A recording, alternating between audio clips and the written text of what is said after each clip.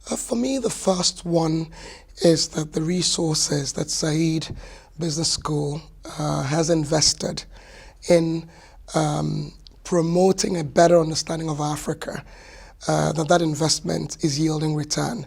There were business leaders, there were policymakers, there were students who had experience on Africa, who were really thinking very critically about how to unlock what people consider potential, but what I call the wealth of Africa.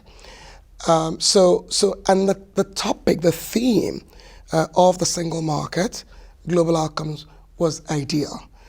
You've had a number of the political leaders in Africa, entities like the United Nations Economic Commission in Africa, the ministers of finance and trade have been working over the recent past on the African Continental Free Trade Area agreement. And it was just great to hear from the executive secretary, from Professor Signé, who basically confirmed to us at this time that Africa is actually the one that's setting the example for the rest of the world as to how to create a free trade area, as to the fact that yes, the devil is in the details, but that there are teams that are working on those details.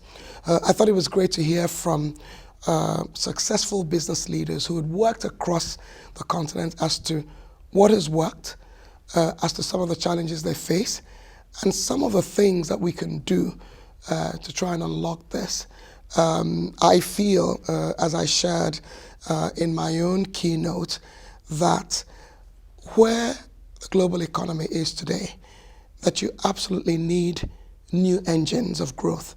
And I think a focus on Africa in the way that I'm seeing today, which I haven't seen before, is probably one of those engines. The second one, of course, is the potential that we have to empower women to contribute to the global economy.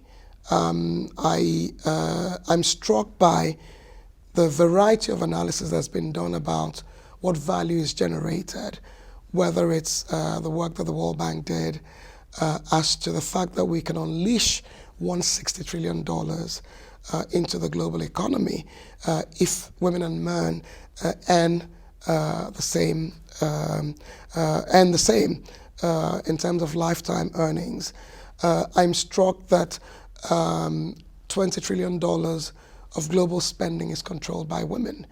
And so what I saw, the energy I saw in the room was really people listening actively, participating actively, thinking about innovative ways in which they can benefit from this potential. But I also saw the commitment of everyone to making sure that we do it right this time, that there is an impact, that we focus on the prosperity of the continent, that we focus on addressing the inequalities, that we focus on leveraging technology and some of the newer tools that we didn't have in the past to make the difference. It's been an absolutely amazing day, and really impressed with what Saïd is doing to try and encourage new and innovative thinking in this space.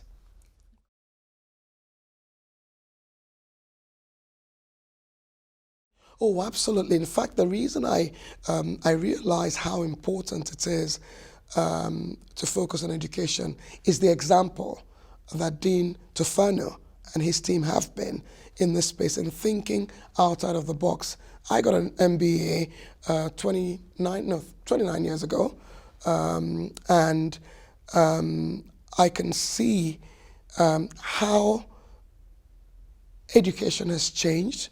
It's empowering people to focus on being entrepreneurs. It's looking for new solutions to some of the problems that we've had.